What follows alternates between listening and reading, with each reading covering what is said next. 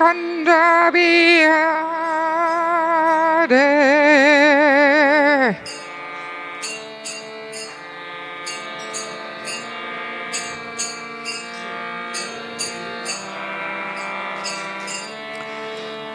Gopi Janapallappa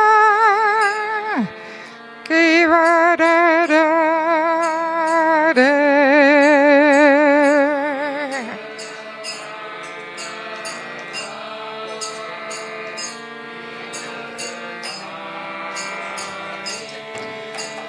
Gopi Janapallappa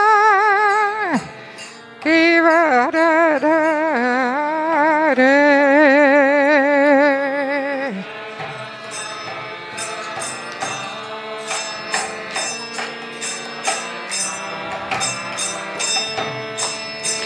Yashadanandana Vachajanarandana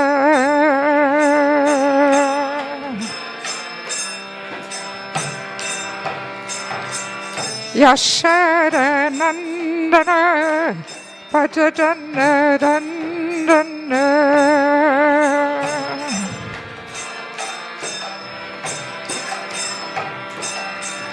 Yamunatira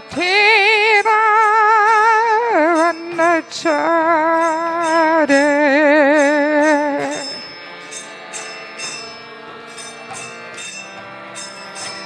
Yamunatira Vanachare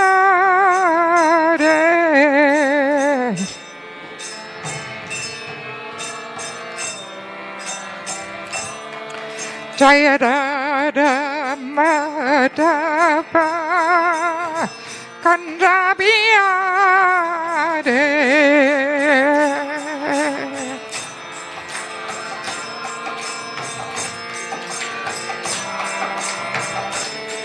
Jayarada Madhava Kandabiade.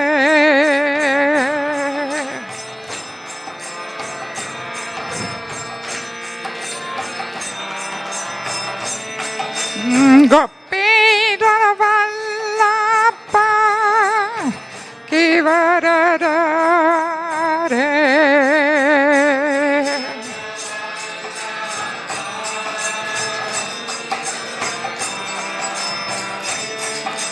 Gopi Janapallappa Kivadade.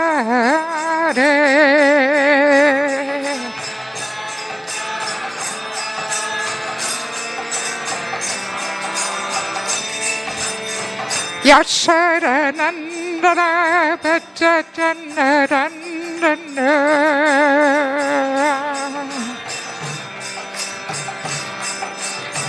Yashadanandana Vachajanarandana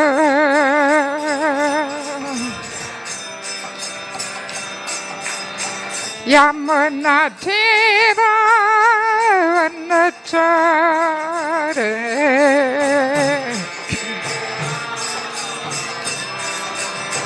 Yamunatira Vanachare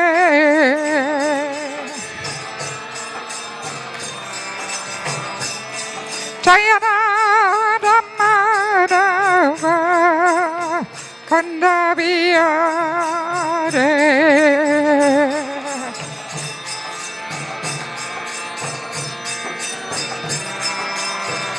Hare Krishna, Hare Krishna, Krishna Krishna, Hare Hare, Hare Rama, Hare Rama, Rama Rama, Hare Hare.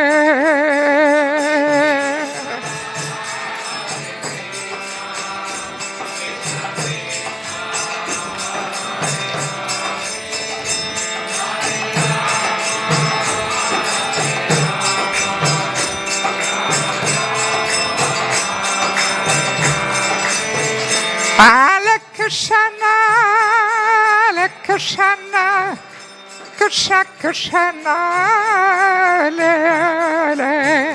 Hare Rama, Hare Rama, Rama Rama, Hare Hare.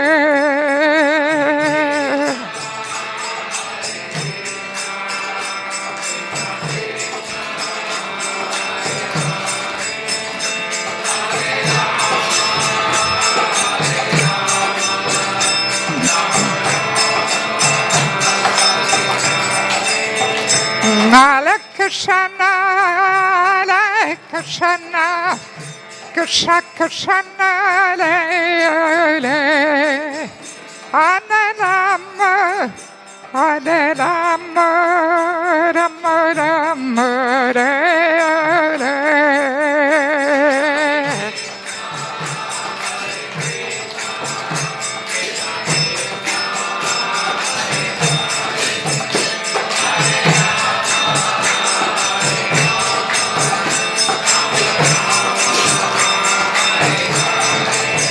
Hare Krishna, Hare Krishna, Krishna Krishna, Hare Hare, Hare Rama, Hare Rama, Rama Rama, Hare Hare.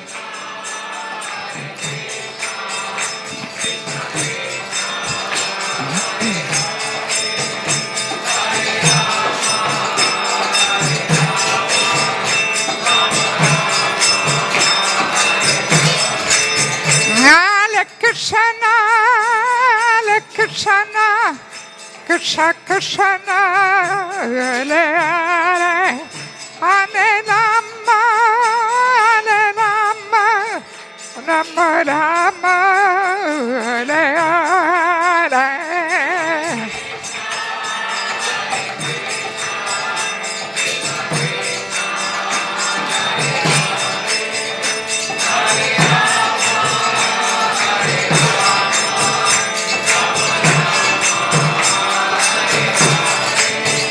Jaya Prabhupada, Jaya Prabhupada, Jaya Prabhupada, Srila Prabhupada.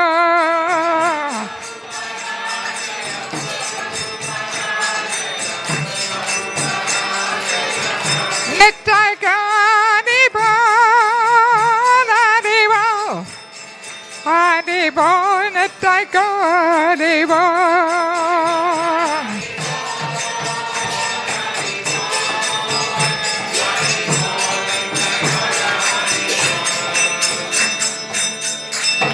Nitai Gaura Premanande, Srila Prabhupada ki, Samaveda Bhaktivinoda ki, Gaura Premanande, Hare Krishna. Can somebody get me a cup? Yes, thank you. And maybe we can close the door, because there's a lot of noise coming in.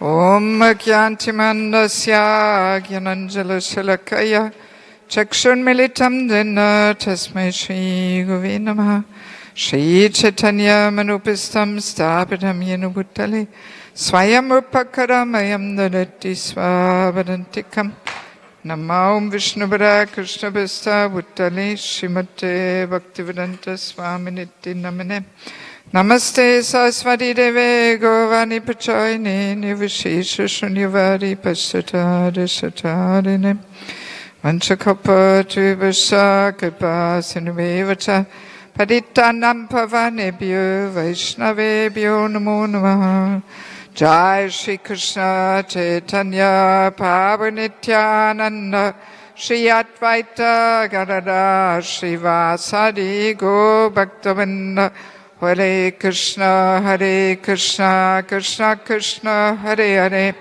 Hare Rama, Rama Rama, Hare Hare. So, welcome everybody to our Sunday program, to our Sunday feast lecture.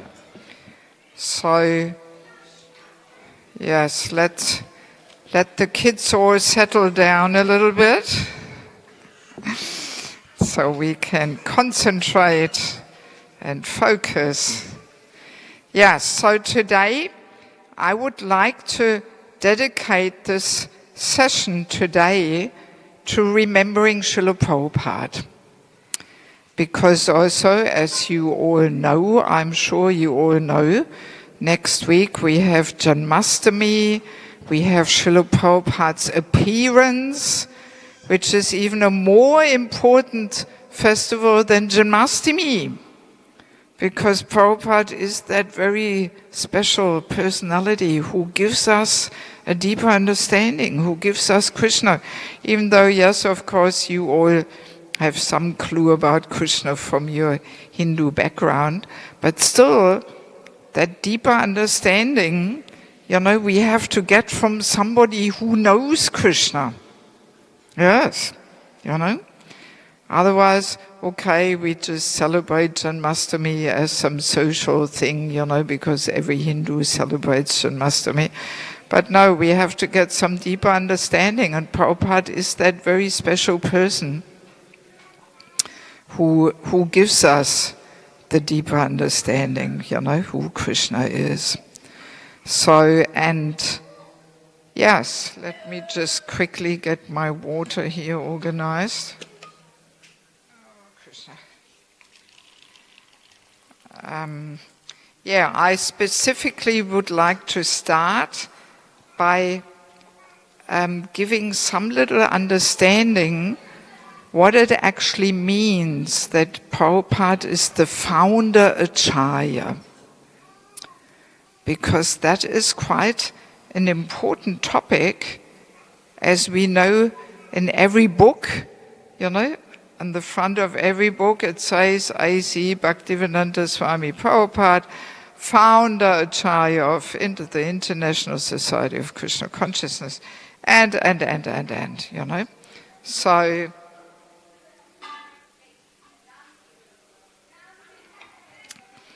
so Prabhupada, I'm having a whole shower here. It's not so easy to drink out of such a cup. So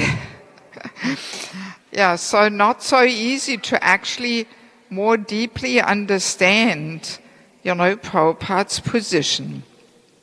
And I have to confess, for many years, I just repeated this founder Acharya like some parrot, without thinking much about it, simply thinking, yes, we are honoring Prabhupada because he started this ISKCON society, so all right, it's just some way of showing honor and respect, but no, there is so much more to it. And I don't know if you know, there is a little booklet out. His Grace Ravindra Swarup Prabhu, he wrote a book about Prabhupada, the founder Acharya, what that actually means. And Ravindra Swarup Prabhu, I know him personally a little bit. He is a very, very intellectual personality.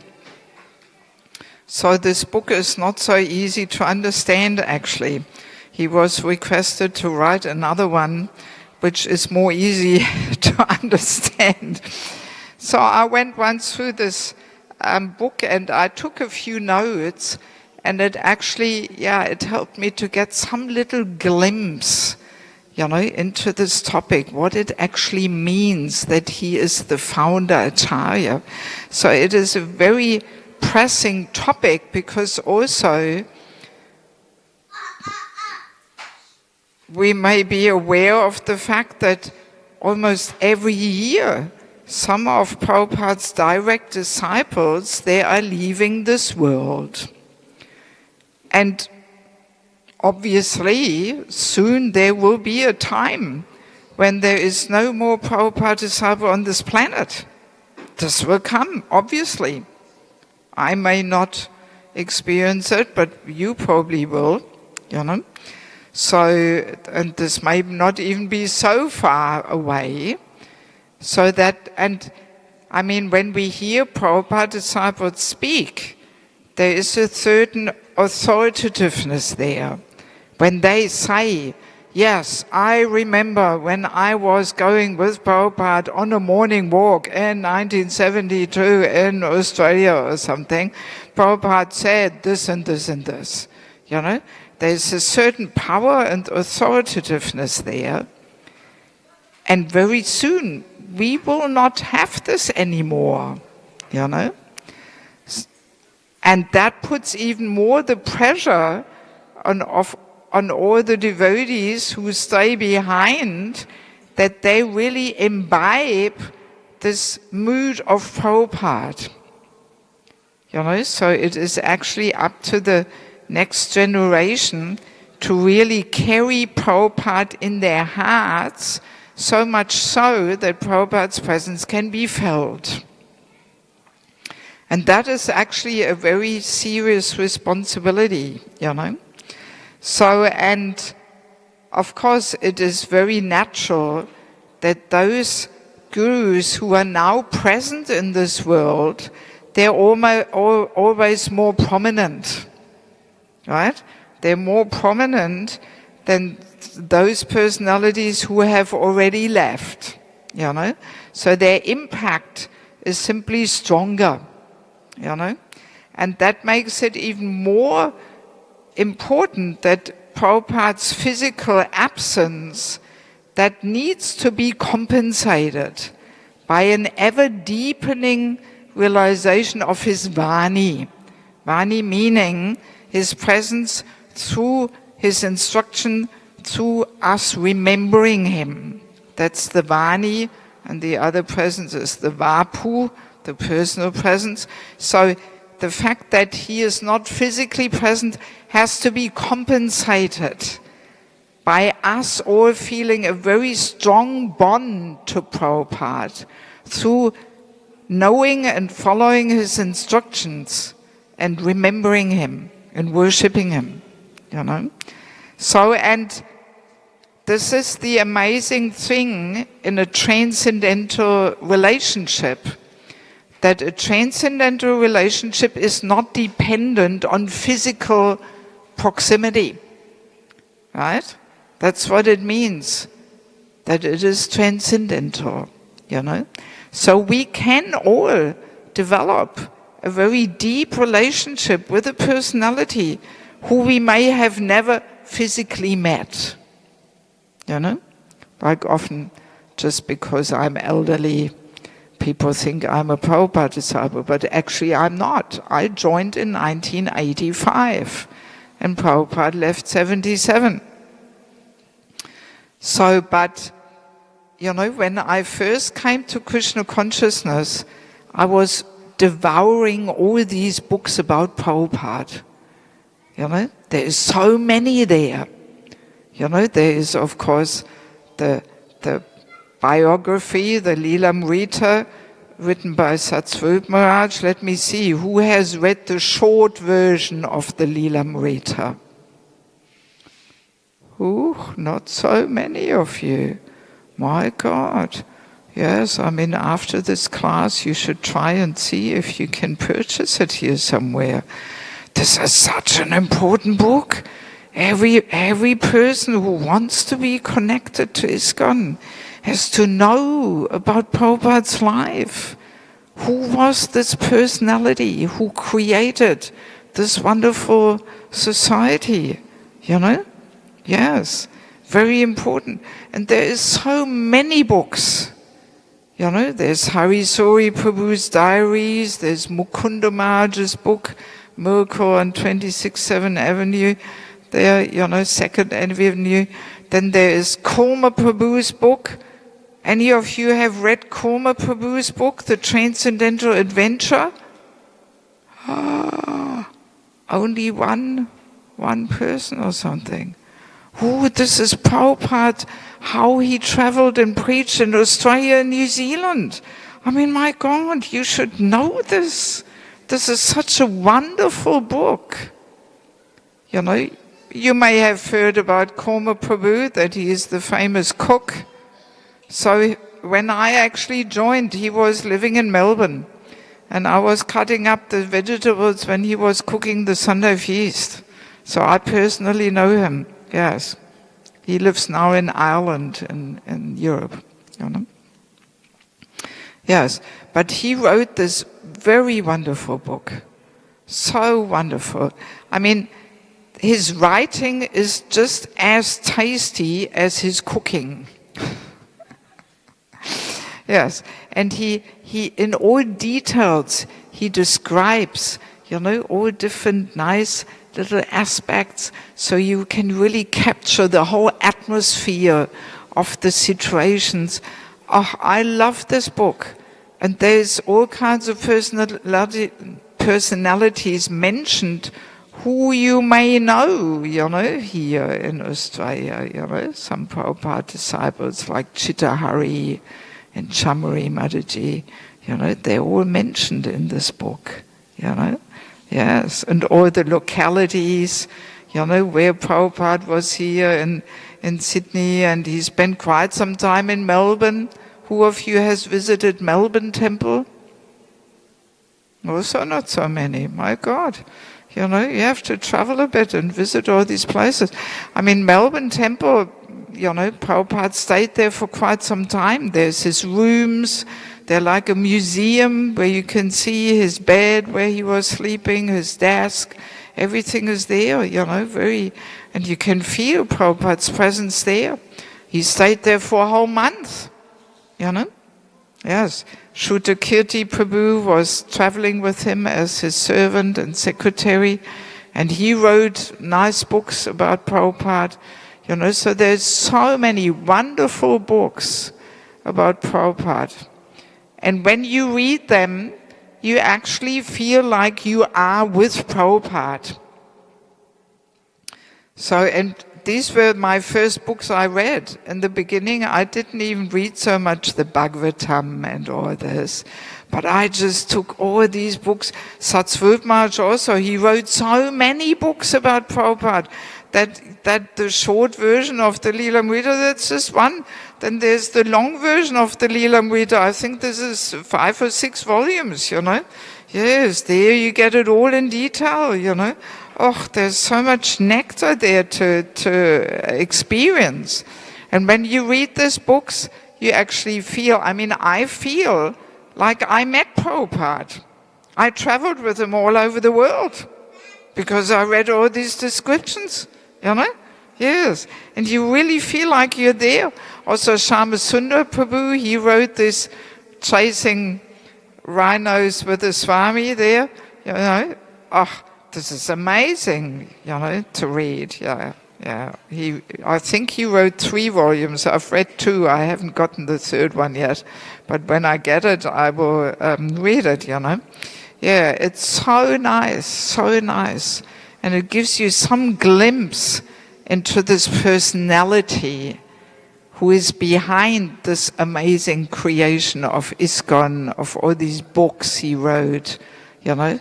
So I highly recommend you to, you know, do some reading and read these books, because it's very light and easy reading, you know. After a busy day, before you take rest, you may be too tired to read, you know, heavy philosophy. So just read those books, you know, every day a few pages with your family together. So nice. And it brings you closer to Srila Prabhupada. You know, you actually, you will feel more connected and get to know him. You know, how he was acting in all these different situations, how he treated his disciples. I mean, we can learn so much from him as a personality, you know. So, and then, of course, you know, we know to develop any deeper relationship, we actually have to make some endeavor. It doesn't happen by itself, just by time passing by or something. You know, we have to make some endeavor. You know, so also to develop a relationship with Prabhupada, we have to make some endeavor. You know, we can be for many years in ISKCON, just coming every Sunday to the program, but we have no clue who that personality is who sits there on the Vyasasan. You know, yes. So we have to make some endeavor. Actually, we can say, before becoming Krishna conscious, we have to become Prabhupada conscious. Yeah. Yes. Yeah. Yeah, Prabhupada, his position, he is like the main and foremost Shiksha personality for anybody in ISKCON. So we have to try and understand and get to know him. And of course, one other way of getting to know him is by reading his books. Prabhupada was always saying, if you want to know me, read my books. So there is the books that Prabhupada himself wrote, and then there is the books that describe Prabhupada's life and personality.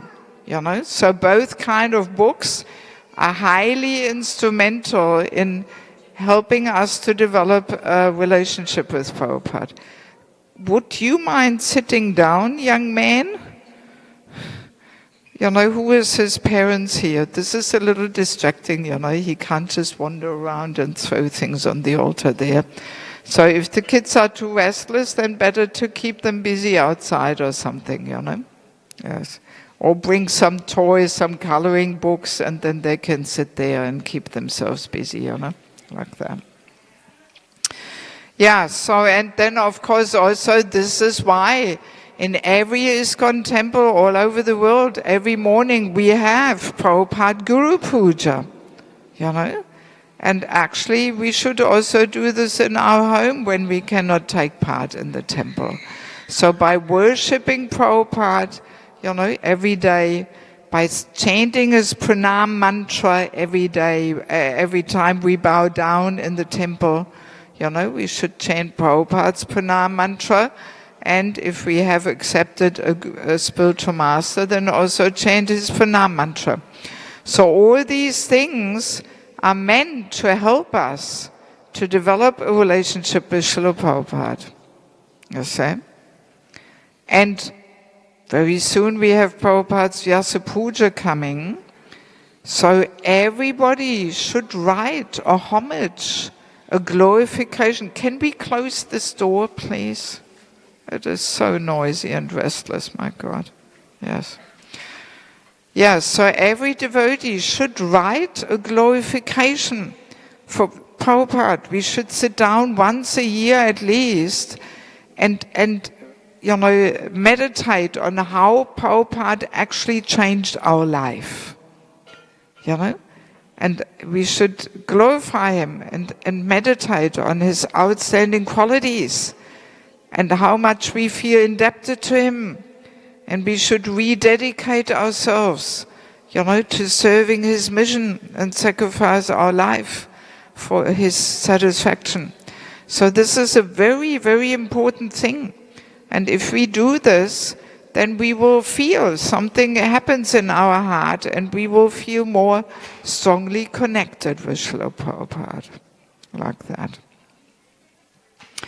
Yeah, so, and not only did Prabhupada, fulfill this glorious mission of spreading this knowledge of Bhagavad Gita, Srimad Bhagavatam to the whole world, but I mentioned this already the other day, he also re-established the essence of the Vedic literatures for the Hindu community, because without that, people would be really confused, who to worship.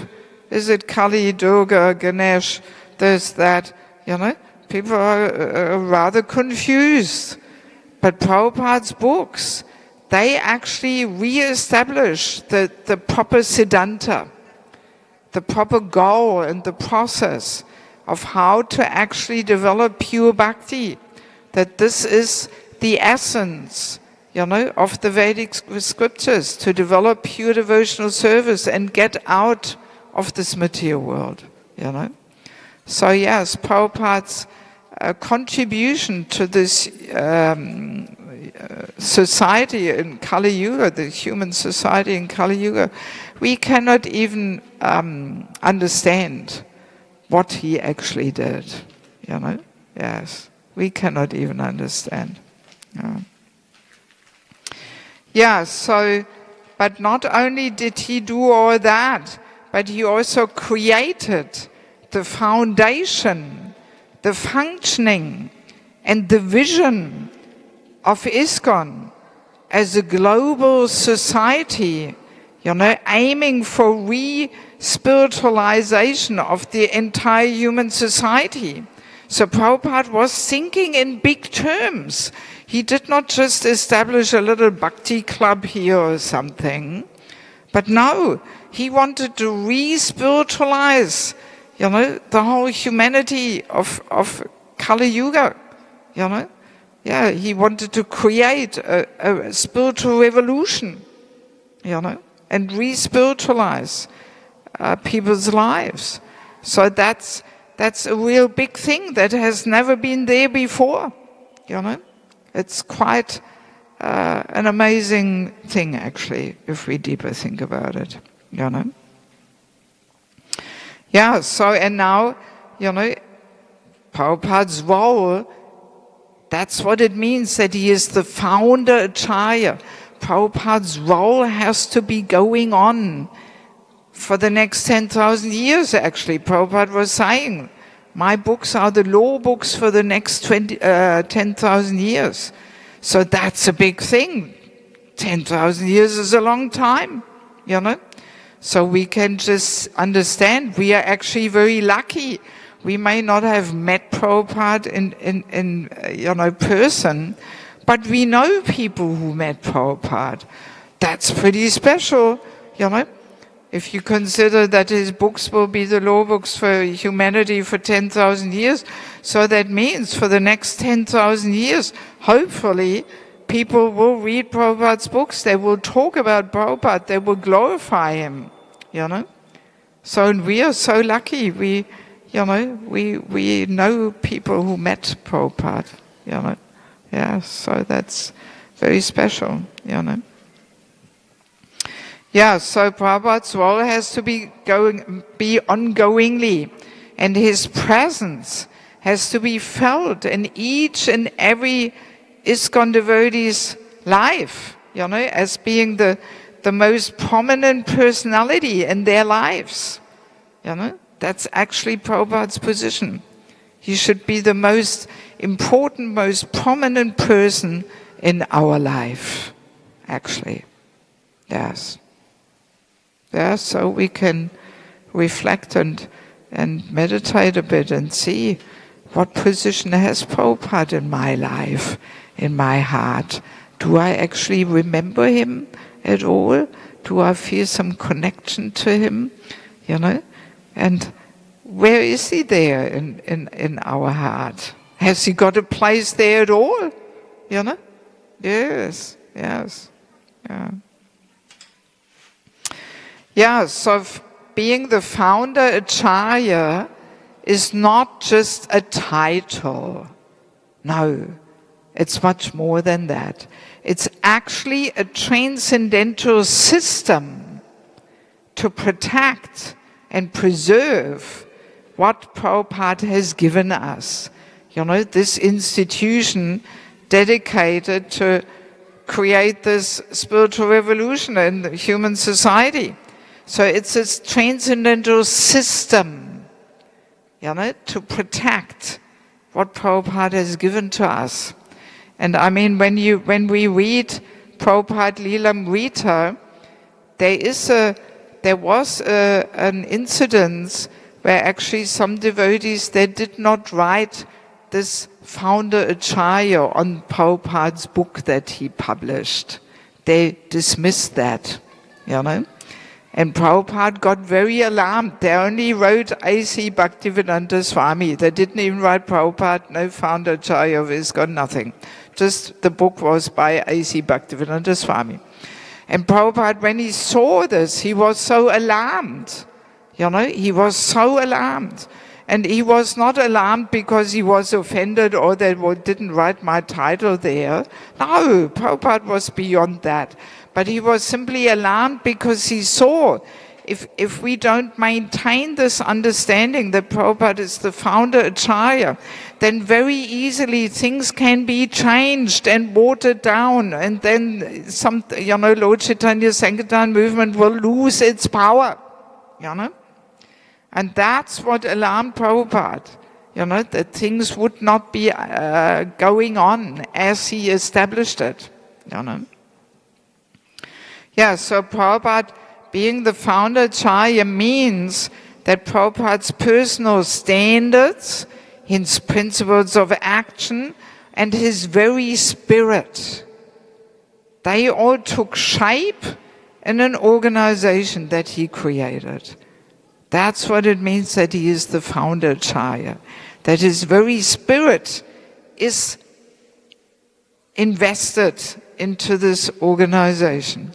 And now each and every member, actually should internalize Prabhupada's spirit, Prabhupada's personal standards, his principles of action. We should all internalize that and make it into our own spirit. Right? Yes.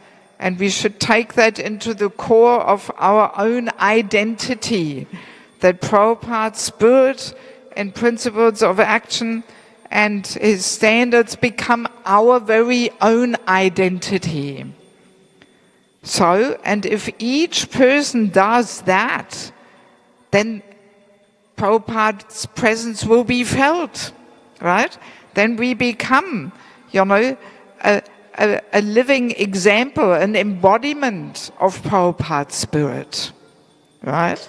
And then that spirit will pervade the whole society of ISKCON, as its own essence of its own culture, So that's actually what it means, that Prabhupada is the founder Acharya. And each and every one of us, if we are serious to dedicate our life to serving Prabhupada, then we should really feel this responsibility on our shoulders, that actually we have to take up Prabhupada's spirit. We have to become a living embodiment of his standards and his spirit, so that we can pass on Prabhupada's spirit and standards and principles of action, for the future generations, Yes, it's a very serious thing, actually, Yes, we should understand the gravity of actually, becoming a part of Lord Chaitanya Sankirtan movement and this ISKCON society. It's not just, we're coming here offering a few prayers and, praying for nice life in this material world or something. But no, we should actually deeply understand the seriousness, the responsibility, that Prabhupada actually saved us from ignorance, from miserable life. And we are meant to repay, our debts to him by really passing on that mercy to the future generations, that we become a touchstone, for Prabhupada's mercy, Yeah, so it's a very serious matter. And of course we are honoring and we are worshipping so many acharyas and from our past line, Bhaktisiddhanta Saraswati Thakur, Bhaktivinoda Thakur, Rupa Goswami, Sanatana Goswami. But Prabhupada has a very special position.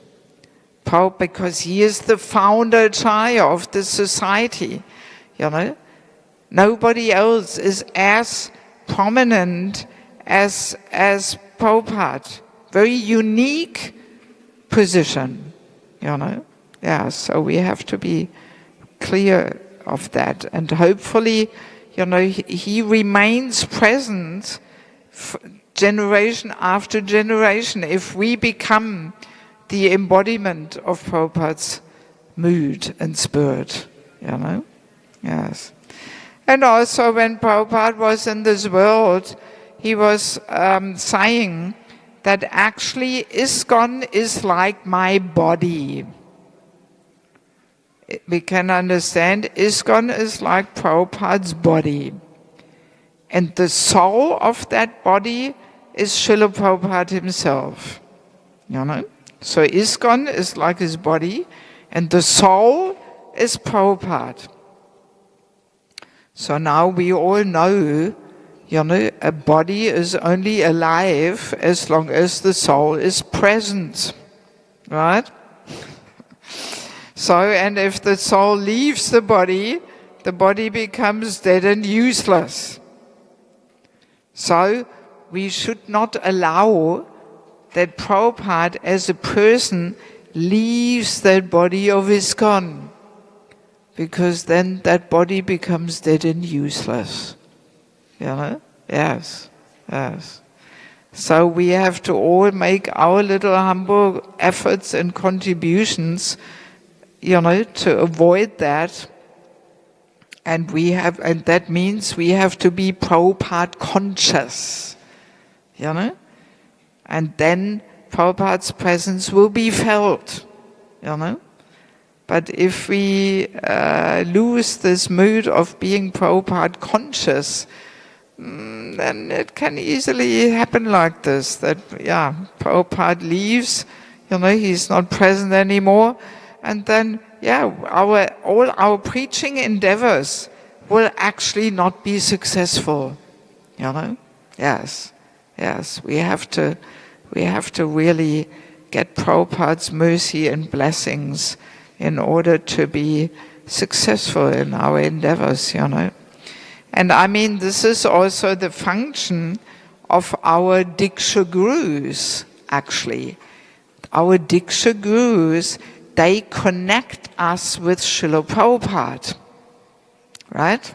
Yes. So important to understand that our worship of Guru does not end there, with Guru. But no, he is the via media.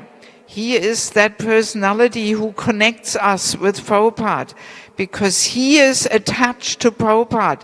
He carries Prabhupada in his heart. And we can capture that attachment from his heart and also become attached to Prabhupada. And if we have that attachment to Prabhupada in our heart, then we can give it to other people too, even though we may have never met Prabhupada physically. So that's how the parampara works. It is not, dependent on physical proximity, but we have to be connected with Prabhupada, and then we can connect others with Prabhupada, And that's how it will continue.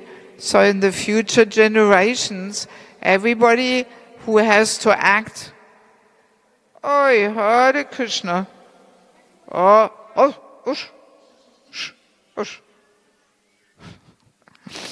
Yes, so anybody who is serving in that function of being a Diksha Guru, he connects his disciples with Prabhupada, not with his Guru, but with Prabhupada. And like that it will continue for the next 10,000 years. Everybody connects their disciples with Prabhupada, that's why on the parampara there, on the altar, Prabhupada is the last picture. And then our Guru, our Diksha Guru, he should be a little smaller and standing below, because nobody is on the same level to Prabhupada, Yes. So very important to nicely understand these things, So now, of course, we can ask ourselves, so what does it mean to actually be connected with Prabhupada? Because as we just said, our Diksha Guru plays that function. He should connect us with Prabhupada. So how do we actually know whether we are connected with Prabhupada? What does it mean? Right? Good question. So I once heard this very nice and deep analogy. The analogy is to compare it with an electric wire. So an electric wire has two parts. There is the external rubber part, which is insulating the wire. So that is also important. It's part of the whole wire. But it certainly is not that part that transmits the electricity, right? So that part is the copper wire inside, right? So now, our connection to Guru or to Srila Prabhupada can be compared with this wire. And we can say this external rubber part, that is the initiation. That's the initiation.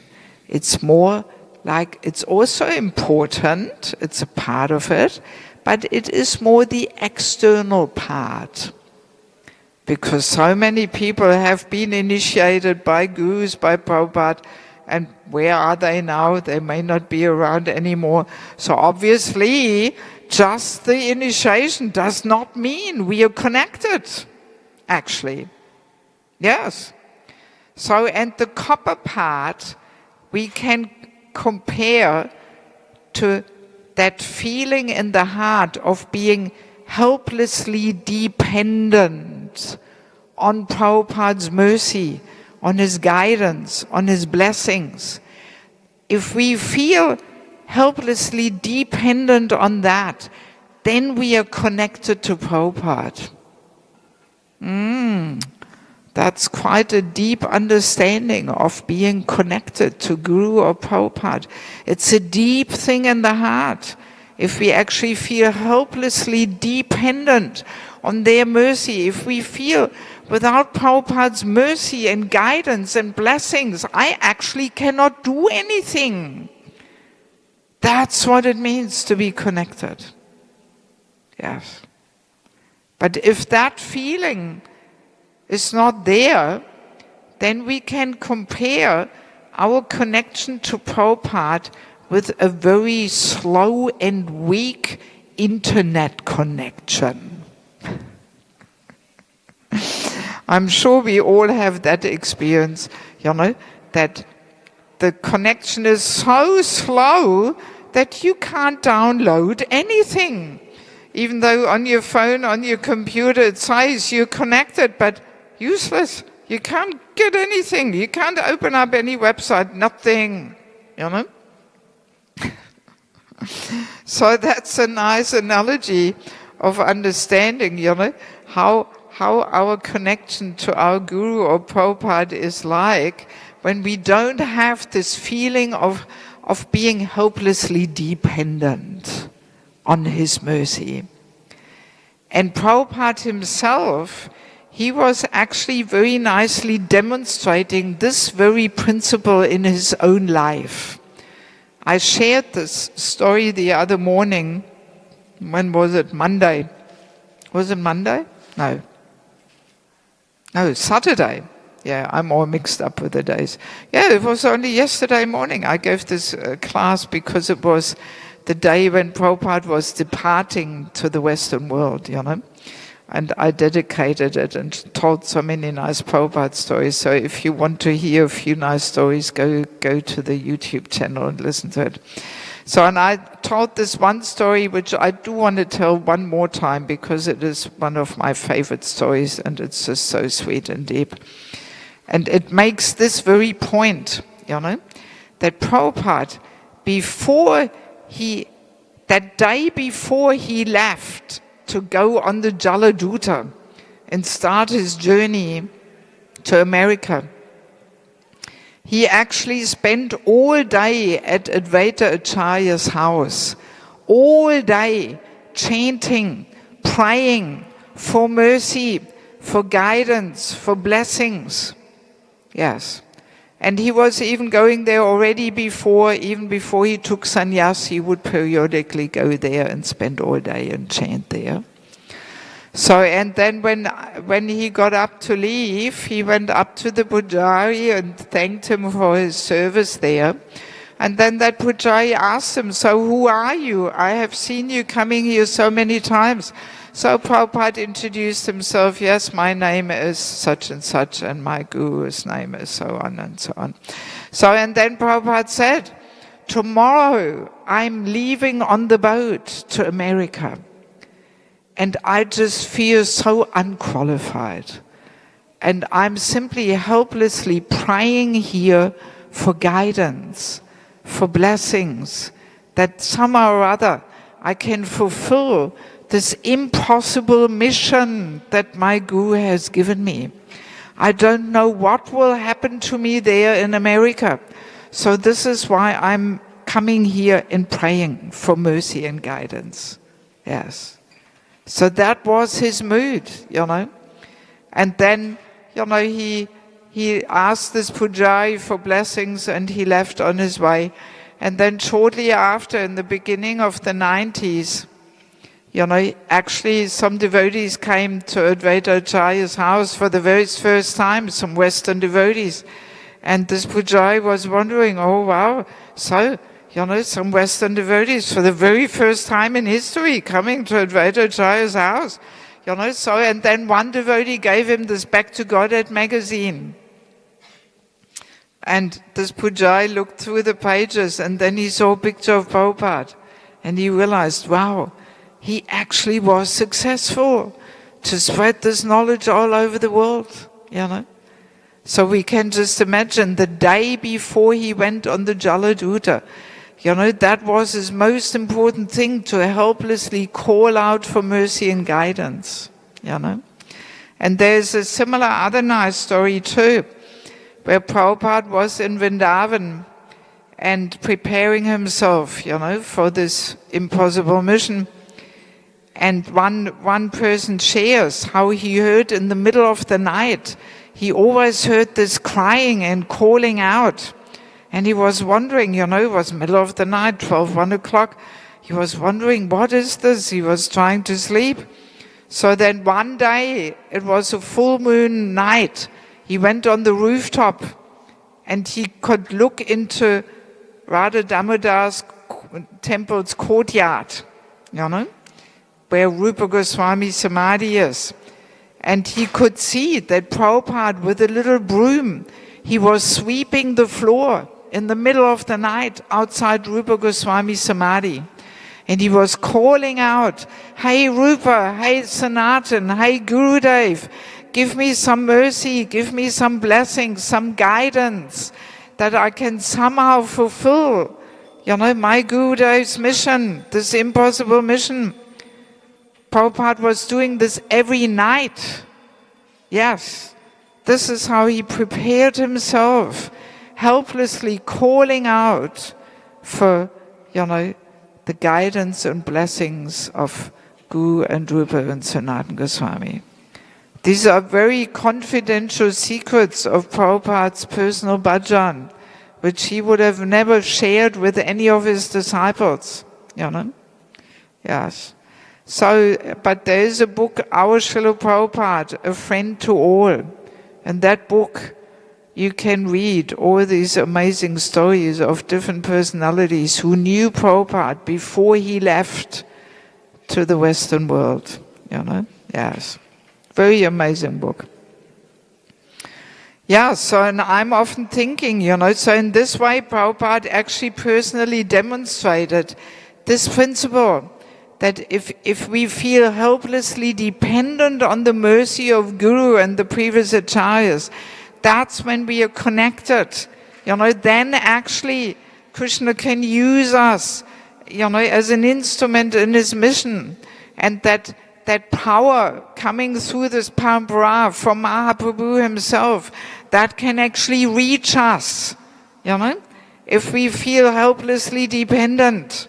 So Prabhupada exemplified that principle himself, And I'm often thinking, if we would just have one drop of this mood, then we could probably do so much more in our preaching endeavors, But our unfortunate position is that, we think, yes, I can do it all. We are running on the false ego motivating force here.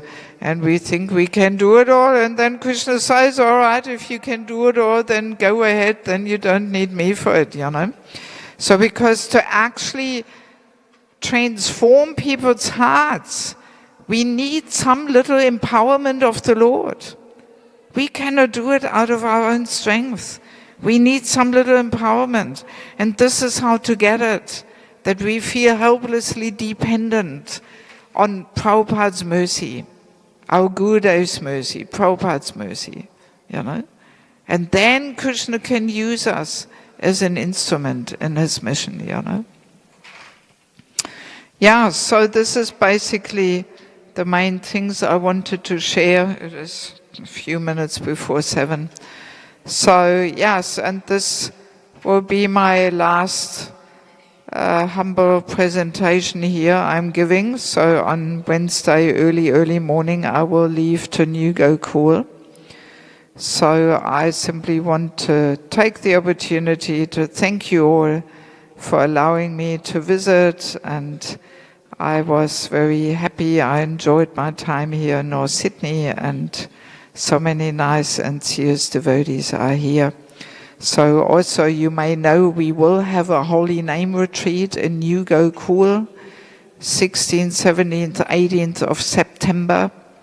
So please come and join. It's a very nice experience.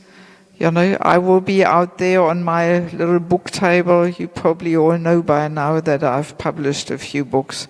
So today, if anybody wants some books, today is your last chance. Last chance. So I'll be out there.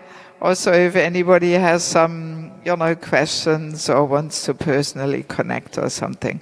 So I will hang around there, and you are welcome to come up and we can talk, and if you like, you can have a look at the books and take a photo of the poster advertising the Holy Name Retreat, Okay, so I wish you a very blissful Janmashtami and a very deep and meditative festival for Prabhupada's appearance. Yes, really try and celebrate this very deeply and take the time to sit down and put something down on pen and paper there with pen and paper, to glorify Prabhupada, express your appreciation, your gratitude, and your desire to rededicate yourself to serving Prabhupada. So this is such an important, and get a few nice books, read about Prabhupada. There is one devotee in Adelaide. He has an online bookshop, and he's got all the books you can imagine. It's something like Vedic Sky, his internet address. So if you Google Vedic Sky books, I'm sure you will find it. So even this book, Our Srila Prabhupada, A Friend to All, or Kurma Prabhu's book, I'm sure he's got it. He's got so many books. He has more books than any other online shop in the world, actually. He told me that. Yeah, he's got a whole huge warehouse. Yeah, he's got this passion for, Vaishnava books, and yeah, he's got them all, and yeah, so I'm sure you can order them there, Yes. Okay, thank you so much for